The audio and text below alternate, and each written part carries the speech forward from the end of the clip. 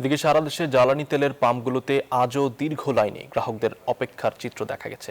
তেল না থাকায় অনেক পাম্প বন্ধ রেখেছেন মালিকরা। তেল পেতে ঘুরতে হচ্ছে এক পাম্প থেকে আরেক পাম্পে। 200 টাকার তেলে ট্যাঙ্কের তলা ভরছে না। সীমাহীন ভোগান্তির কথা জানান চালকরা। পেট্রোল পাম্প কর্তৃপক্ষ বলছে ডিপো থেকে চাহিদা মতো তেল না পাওয়ার কথা।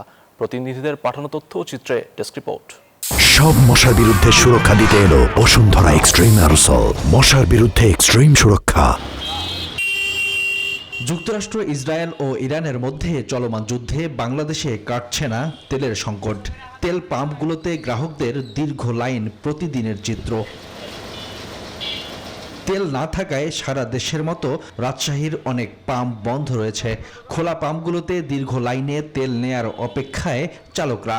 মাত্র 200 টাকার তেলে চাহিদা মিটছে না। অনেক পাম্প বন্ধ থাকায় তেল নিতে পাম্পে পাম্পে ঘুরতে হচ্ছে। 5 লিটার করে তেল দেওয়া হবে, কিন্তু আমরা বাইকাররা এখন দেখছি 200 টাকার উপরে পাচ্ছি না। আসলে এই দাবিটা কার কাছে জানাবো?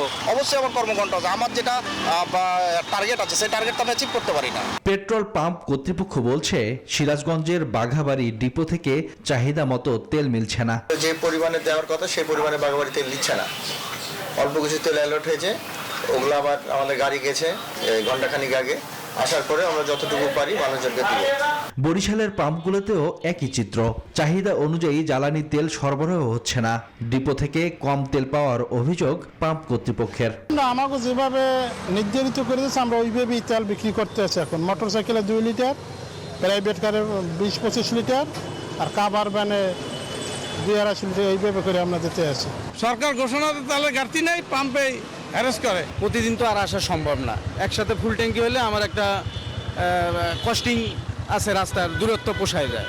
রংপুর অঞ্চলের পাম্পগুলোতে উপচে পড়া ভিড়। তবে এখনো কোনো সংকট অনুভব করছেন না বলে দাবি পাম্প মালিকদের। পর্যাপ্ত তেল দেয় না, যেটা চাহিদা দেয় না। যে 200 টাকার তেল দিল, 200 টাকা নিলাম। শহরে যেহেতু পাওয়া যাচ্ছে, গ্রামেও তো গাড়ি চলে, গ্রামেও যেন তেলগুলো পাওয়া যায়।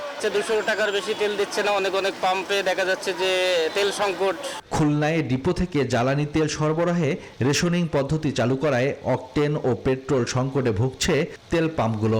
সেই সাথে এজেন্ট ডিলারদের তেল সরবরাহ বন্ধ করায় গ্রামাঞ্চলে ডিজেল কেরোসিনের তীব্র সংকট দেখা দিয়েছে। Desk report, news 24।